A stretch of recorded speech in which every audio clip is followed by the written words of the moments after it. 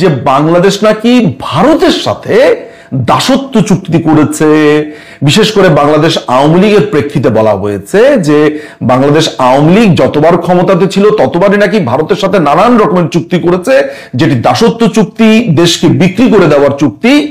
এগুলোর বাইরে অনেকগুলো সাইড টপিকস নিয়ে এসেছে। সেটা হচ্ছে যে মসজিদে উলুধ্বনি হবে বাংলাদেশ আওয়ামী লীগ ক্ষমতায় এলে, কেউ নামাজ পড়তে পারবে না, ভারতীয় সৈন্য আসবে। এবং সাম্প্রতিক সময়ে আপনার বর্তমানে যে এই অবৈধ দখলদার বাহিনীর আইন উপদেষ্টা মোহাম্মদ নজরুল ইসলাম ওরফে আসিফ নজরুল বলেছে বাংলাদেশ নাকি 26 লক্ষ অবৈধ ভারতীয় ওয়ার্কাররা আছে, বা বৈধ হোয়াট এভার ইট ইজ, 26 লক্ষ কর্মচারী আছে যারা বাংলাদেশ থেকে সমস্ত টাকা পাচার করে ভারতে নিয়ে যাচ্ছে। মজার ব্যাপার হচ্ছে এই যে বাংলাদেশ বিক্রি হয়ে যাচ্ছে ভারতের কাছে, বাংলাদেশ শেষ হয়ে যাচ্ছে, দাসত্ব চুক্তির কথা বলা হয়েছে, আজকে 1 বছর হয়ে গেল সুবর্ণ সুযোগ পাওয়ার পরেও, যেখানে কথায় কথায় বলা হচ্ছে ঢাকা না দিল্লি, ঢাকা না দিল্লি, এখনো পর্যন্ত প্রিয় দর্শক আপনি কি লক্ষ্য করেছেন যে ভারতের সাথে কোন চুক্তিটা হয়েছে যেটি দাসত্ব চুক্তি, বাংলাদেশের মানুষের জন্য স্বার্থের সংঘাত তৈরি করেছে বা স্বার্থ বিরোধী, সেগুলো দেখাতে পারেনি। কিন্তু এরই ফাঁকে আমেরিকা ট্যাক্স ট্যারিফ বৃদ্ধি করবার পর এই চুক্তিটি করেছে। আপনি এই চুক্তি সম্পর্কে আজকে যেই সার সংক্ষেপ আমার কাছ থেকে জানবেন, জানলে আপনি চমকে যাবেন এবং প্রথমেই বলবেন আমি মনে হয় চাপা মারছি, মিথ্যে কথা বলছি। আমি নিশ্চিত আপনি নিজের ভেতর আলোচনাতে বলবেন নিঝুম মজুমদার যে এই যে আমাদেরকে তথ্যটা দিল, এটা হতেই পারে না, এটা কিভাবে সম্ভব। আমি আসছি সে কথাতে। এখানে অনেকগুলো বিষয়ে আমেরিকার সাথে চুক্তি হয়েছে এবং চুক্তিটা এত ভয়ঙ্কর যে আমেরিকা জাস্ট এইভাবে একটা ছড়ি ধরে বাংলাদেশের উপর ঘুরিয়েছে। তুই এটা করবি, তুই এটা করতে হবে, তোকে এটা মানতে হবে, না মানলে তুই শেষ। পুরো চুক্তি জুড়ে এই কথা। আপনি বাংলাদেশের কোন মানুষকে কোন সংবাদ সম্মেলন, কোন মিছিল, মার্চ, কোন টিভি টক শোতে এই চুক্তি নিয়ে তীব্র ভাষাতে কথা বলতে কি দেখেছেন? আমি আপনাকে খুবই বিনয়ের সাথে প্রশ্ন করব যে আপনি নিজেও কি বলেছেন, নাকি আপনি জানতেনই না, জানেনই না? আমার কথা হচ্ছে যারা জানে বা এই অবৈধ সরকার, তারা এই চুক্তিটা কেন করলো, আমরা এই চুক্তি সম্পর্কে জানবো। আজকে এই চুক্তির সার সংক্ষেপ আপনাদেরকে জানাবো এবং কথা দিচ্ছি এই চুক্তির একটা ডিটেইল এক্সপ্লেনেশন নিয়ে আরেকটি ভিডিও করব, বাট এই ভিডিওর পরে। মেডিকেল ডিভাইস নিয়ে এই চুক্তিতে বলা আছে বাংলাদেশে আমেরিকার যেই আপনার রেগুলেশন আছে, food and drug administration, FDA, অর্থাৎ আমেরিকাতে যে পদ্ধতিতে একটি মেডিকেল ডিভাইসকে লাইসেন্স দেওয়া হয় সেটি সেফ কিনা, ঠিক কিনা, এই কথাটা আমেরিকাতে বলা হয়। বাংলাদেশের অথরিটি সেই মেডিকেল ডিভাইস বাংলাদেশে কোনো ধরনের টেস্ট ছাড়া, কোনো ধরনের নতুন রেস্ট্রিকশন বা কন্ডিশন বা কোনো ধরনের ট্যাক্স ট্যারিফ কিচ্ছু ছাড়া বাংলাদেশে সেটিকে আনতে দেবে। বাংলাদেশের অথরিটি এটি নিয়ে কোনো প্রশ্ন করতে পারবে না। মাথায় রাখবেন বাংলাদেশের কিন্তু ঔষধ শিল্প একটা দারুণ একটা বুমিং একটা সেক্টর। আমরা ঔষধ রপ্তানি করি, আমাদের মেডিকেল ডিভাইস আমরা বলা যায় যে অন্য দেশ থেকেও কিন্তু আমরা অনেক কম দামে আনি, অনেক স্বল্প মূল্যে আমরা আনতে পারি, আমাদের ডিলস আছে বিভিন্ন দেশের সাথে। এই চুক্তির ফলে আমেরিকা এমন কন্ডিশন দিয়েছে যে আমেরিকা থেকে আসা কোনো মেডিকেল ডিভাইসের ব্যাপারে বাংলাদেশের অথরিটি কোনো রেস্ট্রিকশন, কোনো পরীক্ষা নিরীক্ষা কিচ্ছু দিতে পারবে না। সংক্ষেপে বলেছি, ডিটেল এক্সপ্লেনেশন আছে।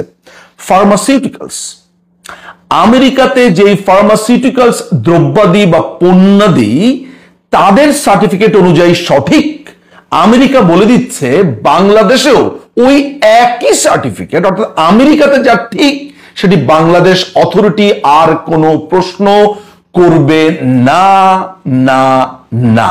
বাংলাদেশকে সেটা মেনে নিতে হবে। বাংলাদেশের ঔষধের বাজার, ফার্মাসিউটিক্যালসের বাজার, মেডিকেল ডিভাইসের বাজার, বা বাংলাদেশ অন্য দেশ থেকে যদি সস্তায় সেটা আনতে পারত, এটা কমপ্লিটলি একটা রিস্কের বা ঝুঁকির মধ্যে আমাদেরকে ফেলে দিয়েছে। এখন আপনি প্রশ্ন করবেন যে বাংলাদেশের অথরিটি কেন কোনো প্রশ্ন করতে পারবে না?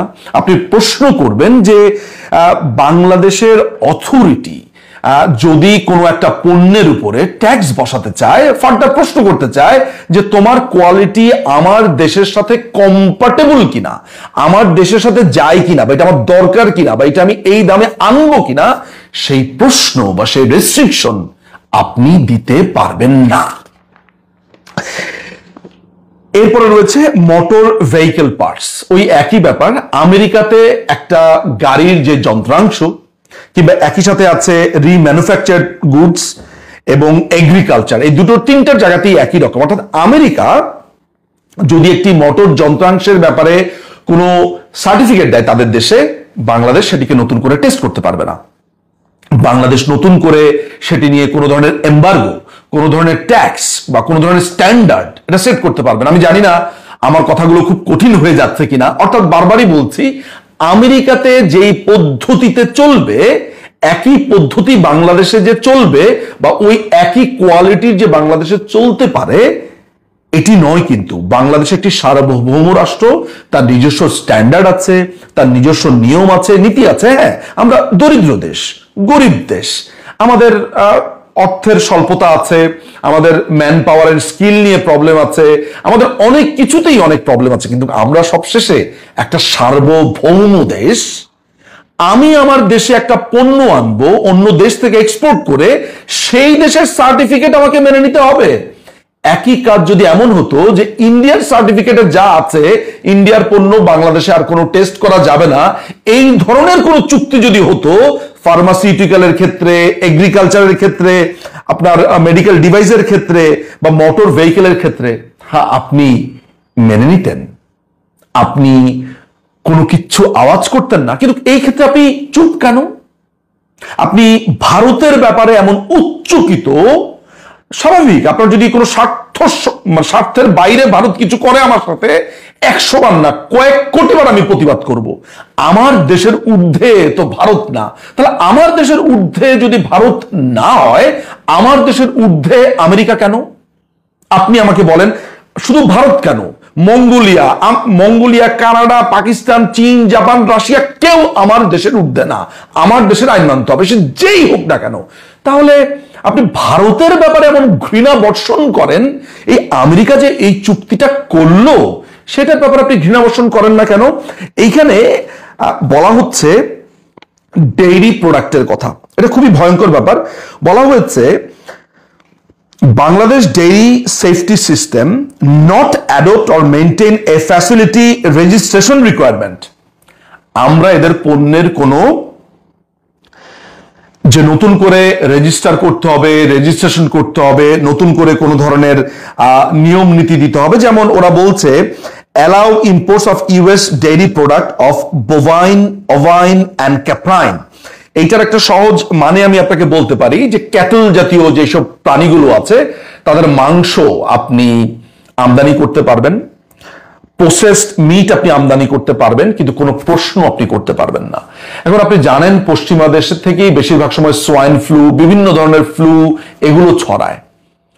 আমার প্রশ্ন হচ্ছে যে আমি আমেরিকান মেষ, আমেরিকান গরু, ছাগল এগুলো আমি আমদানি করব, আমেরিকান শুয়োরের মাংস আমদানির এখানে নেই যেহেতু, সুতরাং এই পোল্ট্রি মিটের কথা কিংবা মিট আছে, অনেক জায়গায় শুধু মিট আছে, তাহলে শুয়োরের মাংস আমদানি করা যাবে। ঠিক আছে, আমি ধরে নিলাম যারা কনজাম্পশন করেন করবেন, বা হোটেল রেস্টুরেন্টের জন্য করতে পারেন, সেটা আলাদা হিসাব, আমি ওই আলোচনাতে যাব না। আমার প্রশ্ন হচ্ছে যে মাংসজাত দ্রব্যের ব্যাপারে জানেন আপনারা যারা সারা পৃথিবীতে ট্রাভেল করেন, আপনারা যারা আমার কথা শুনছেন, সামান্য আমরা বাংলাদেশ থেকে আমরা ভাই বোনদের জন্য খাবার যদি নিয়ে যাই, বা আমার জন্য অনেক সময় আমার মা মাংসজাত খাবার পাঠাতে চায়, যেমন কাবাব বানিয়ে পাঠায়, গরুর মাংস পাঠায়, তারপরে হচ্ছে মুরগির মাংস আমার মা রান্না করে পাঠাতে চায়, কিন্তু রেস্ট্রিকশনের কারণে ইংল্যান্ডে কিন্তু আমি এটা আনতে পারি না, বা আমেরিকাতে কিন্তু আপনি যখন এয়ারপোর্টে ঢুকবেন, আমি তো আমেরিকার বিভিন্ন এয়ারপোর্টে গেছি, মাংসজাত দ্রব্য, প্ল্যান্ট,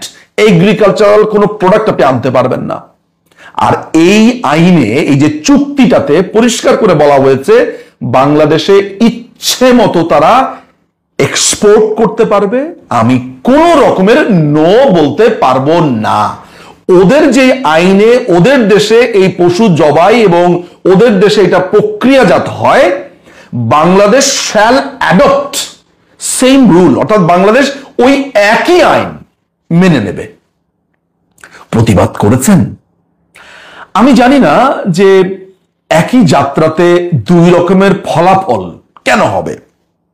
আমি জানি না যে আপনি যদি ট্রু একজন বাংলাদেশি হন, বাংলাদেশ প্রেমিক হন, তাহলে আপনি কেন প্রশ্ন করবেন না যে তুমি যে একটা অবৈধ দখলদার, অনির্বাচিত ভাবে তুমি এই দেশে আছো, ভালো কথা, ঠিক আছে, কিন্তু তুমি যে এই নন ডিসক্লোজার এগ্রিমেন্ট করলে, অর্থাৎ এটা ডিসক্লোজ করবে না, প্রথম প্রশ্ন তুমি এটা কেন করেছো?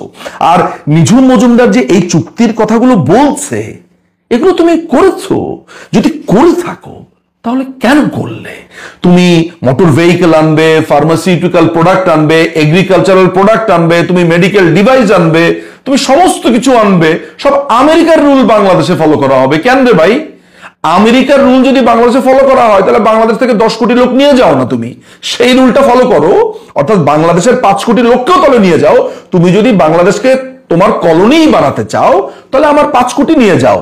নাকি আমার গরিব পছন্দ হয় না, সেইটা নিচ্ছে না। কিন্তু এই ফার্মাসিউটিক্যালস বা এত কিছু কেন করছে? যে মার্কেট বৃদ্ধির জন্য। ঠিক আছে, আমরা একেবারে মার্কেট তোমার ঘরের কাছে গিয়ে হাজির হবো, অর্থাৎ আমাদের লোকই তোমাদের বাসায় চলে যাবে। সেখানে তো তাদের পোল্ট্রি পণ্য দরকার হবে, সে ফার্মাসিউটিক্যাল পণ্য দরকার হবে, মোটর ভেহিকেল দরকার হবে। তাহলে আমাদের 5 কোটি লোককে নিয়ে যাও, আমাদের 5 কোটি লোককে নিয়ে গিয়ে, আমাদের 5 কোটি লোককে তুমি নিয়ে যাও, আমাদের 5 কোটি লোককে নিয়ে তুমি তখন সেখানে বিক্রি করো। সেটা কিন্তু করছে না। আপনিও প্রশ্ন তুলছেন না যে আমেরিকা এই যে চুক্তিটি করছে, ইউনুস এই অবৈধ, এই ইউনুস এটা কেন মেনে নিচ্ছে? ডেইরি প্রোডাক্টস এর কথা বলেছি, এখানে বলছে Bangladesh shall recognize USDA food safety inspection service oversight of the US meat and poultry product, processed meat and poultry. তারপরে তারা বলছে siluriforms and egg product facilities including cold storage warehouse facilities for purposes of the allowing imports of US meat and poultry product, processed meat। অর্থাৎ আমেরিকার যেই রুলটি আছে ওই একই কথা, তারা যেই রুলটা আছে তাদের দেশের মিটের, তাদের এটা প্রসেস করবার যে পদ্ধতি আছে, তারা যে টেস্টিংটা করছে, সেটা বাংলাদেশের ক্ষেত্রেও অ্যাপ্লাই হবে। আপনি জানেন যে পশ্চিমা বিশ্ব থেকে নানান ধরনের রোগ ছড়িয়েছে। এই সোয়াইন ফ্লু, এগুলো তো বাংলাদেশ থেকে ছড়াই নেই, এগুলো ছড়াইছে আপনার এই পশ্চিমা বিশ্ব থেকেই। বারবার শুনতে পান না? আপনি কিচ্ছু করতে পারবেন না। আপনার যে পোল্ট্রি ইন্ডাস্ট্রি অলমোস্ট ডেড, আপনার ফার্মাসিউটিক্যাল ইন্ডাস্ট্রি ফ্লোরিশ করছিল, এটা বুমিং, সেখানে আপনি আমেরিকান পণ্য ঢুকিয়ে দিয়ে আপনি এমন একটা অবস্থা তৈরি করলেন যে তাদের যে প্রতিযোগিতা, সেটাকে আপনি একচেটিয়া প্রতিযোগিতা করলেন। বাংলাদেশি একটা কোম্পানি, তার জন্য আপনি রেস্ট্রিকশন দিচ্ছেন বাংলাদেশি আইনে, কিন্তু বিদেশ থেকে আসার পরে আপনি রেস্ট্রিকশন দিতে পারছেন না। তাহলে আমাদের সংবিধানে বলা হয়েছে আইন সবার জন্য সমান। তাহলে আমরা এখানে দেখতে পাচ্ছি কি, আমেরিকার জন্য এক আইন, বাংলাদেশের জন্য এক আইন।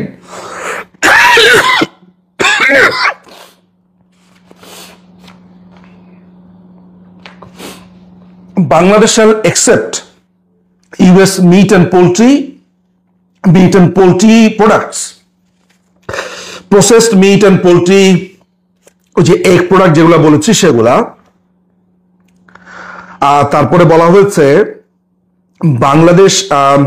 Bangladesh shall allow imports into Bangladesh when the shipment is accompanied by the bilaterally agreed certificate। এটা হচ্ছে কোনো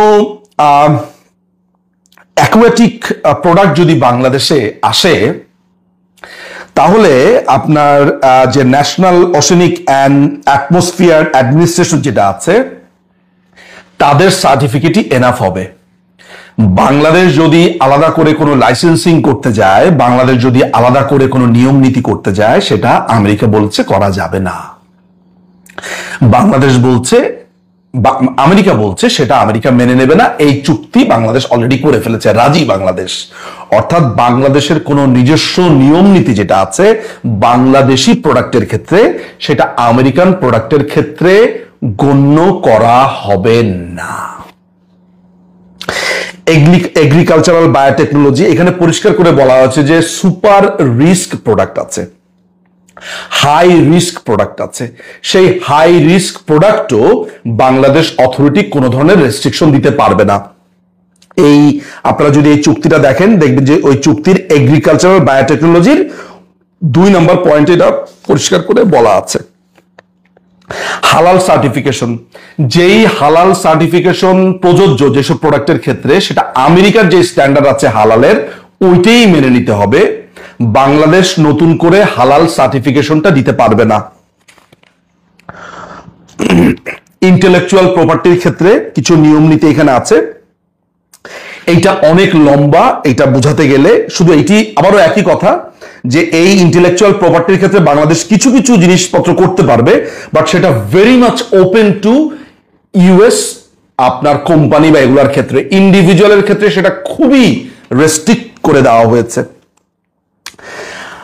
এখানে আপনার চুক্তি আছে হচ্ছে ম্যাক্সিমাম রেসিডিউ লেভেল MRL, যেটা হচ্ছে যে বাংলাদেশ আর limit suspension of US entities based on MRL non-compliance to the responsible entity and only after multiple non-compliances। কি ভয়ঙ্কর একটা ব্যাপার, তাই না? সেটা বলছে Bangladesh shall limit suspension of US entities based on MRL non-compliances। non-compliance করলেও আপনি এটা করতে পারবেন to the responsible entity and only after, যদি কয়েকটা আপনার সে না মানে তখন আপনি তারপরে সাসপেনশন দিতে পারবেন, 2-1টা করলে না। কি অদ্ভুত নিয়ম কানুন, তাই না? যে আমেরিকা থেকে প্রোডাক্ট আসবে, আমেরিকা থেকে কোম্পানি ব্যবসা করবে, সেই ব্যবসা প্রতিষ্ঠান কিভাবে চলবে, কি পদ্ধতিতে চলবে, সেটা আমেরিকার নিজস্ব ফেডারেল আইন বা আমেরিকার আইন নির্ধারণ করে দিবে। আপনি বাংলাদেশি বা বাংলাদেশি অথরিটি সেটাকে কন্ট্রোল করতে পারবেন না। আমি আরো গুরুত্বপূর্ণ জায়গাতে চলে যাচ্ছি, সেটা মনে হয় এই পয়েন্ট টু পয়েন্ট ধরে করলে এটা আরো অনেক হয়ে যাবে। সেটা হচ্ছে যে আমাদের যে কাস্টম ডাটা আছে, আমরা কার থেকে ইম্পোর্ট করলাম, এক্সপোর্ট করলাম, কি করলাম না করলাম, এটা আমেরিকাকে প্রতিনিয়ত দিতে হবে। অর্থাৎ আমাদের কাস্টমস সমগ্র ইনফরমেশন যেটা আমাদের নিজস্ব, সেটা আমার আমেরিকাকে সাপ্লাই দিতে হবে। কেন সাপ্লাই দিতে হবে? আমার নিজস্ব ডাটাবেস, আমার নিজস্ব তথ্য, সেটা আমি আমেরিকাকে কেন দেব? আমেরিকা শিপ বিল্ডিং ক্ষেত্রে যাদের যাদের উপর রেস্ট্রিকশন দিয়েছে, যেসব দেশের উপরে, তাদের থেকে আমি শিপ বিল্ড করতে পারবো না, আমাকেও সেটা মেনে নিতে হবে। এবং সেই কারণেই আমেরিকা চায়নার থেকে জাহাজ কিনে আমার কাছে বিক্রি করছে চড়া দামে, আর আমি ডাইরেক্ট চায়না থেকে কিনলে অ্যাটলিস্ট আরো হাফ দামে কিনতে পারতাম। আপনারা কয়দিন আগে দেখেছেন প্রায় 700 কোটি টাকা এক্সট্রা দিয়ে জাহাজ ক্রয় করেছে বাংলাদেশ বা চুক্তি করেছে, যেটা চায়না থেকে কিনলে 700-750 কোটি টাকার নিচে আমরা কিনতে পারতাম, মানে কমে কিনতে পারতাম। আমরা চায়না থেকে কোনো টেকনোলজিক্যাল দ্রব্য আমদানি করতে পারবো না। আমরা চায়না থেকে কোনো ধরনের কমিউনিকেশন দ্রব্যাদি আমদানি করতে পারবো না। লজিংক নামে একটি প্রোডাক্টের কথা স্পেসিফিক্যালি বলে দিয়েছে। আমেরিকা নির্ধারণ করছে আমি কি আমদানি করতে পারবো, কি আমদানি করতে পারবো না। আমাকে বলে দেওয়া হচ্ছে বাংলাদেশ শাল রিমুভ ম্যান্ডেটরি রিইন্স্যুরেন্স অ্যাক্সেস। আপনি জানেন যে বাংলাদেশে এলে সাধারণ বীমার কাছে ইন্স্যুরেন্স করতে হয়। যে কোনো যারা এখানে ব্যবসা করতে আসে তাদের ব্যাপারে অনেক নিয়ম নীতি থাকে। খুব সম্ভবত সাধারণ বীমা কর্পোরেশনের সাথে তাদের বীমা করতে হয়, ইন্স্যুরেন্স করতে হয়। এই নিয়ম উঠিয়ে দেওয়া হয়েছে। অর্থাৎ আমাদের সাধারণ বীমা কর্পোরেশন আমাদের দেশীয় কোম্পানির ক্ষেত্রে যে রুলটা অ্যাপ্লাই করতে পারে, সেই রুলটা আমেরিকার ক্ষেত্রে তারা অ্যাপ্লাই করতে পারবে না।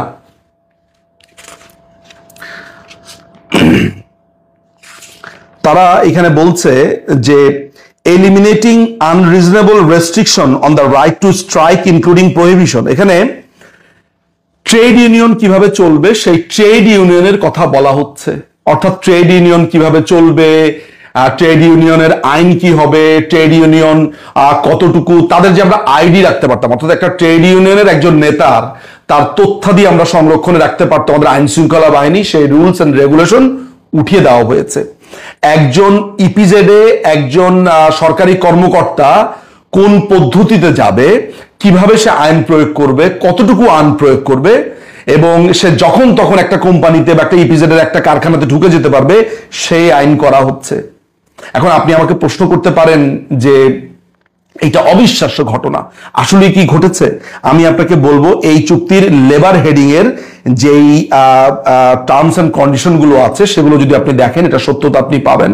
কি সত্যতা পেয়েছেন? সত্যতা পেয়েছেন যে একটা লেবার ইউনিয়ন কিভাবে চলবে, একটা লেবার আপনার একটা আইন প্রয়োগকারী সংস্থা কিভাবে আইন প্রণয়ন করবে, সেইটার রীতিমতো একটা খসড়া এই চুক্তির ভেতরে করে দেওয়া হচ্ছে।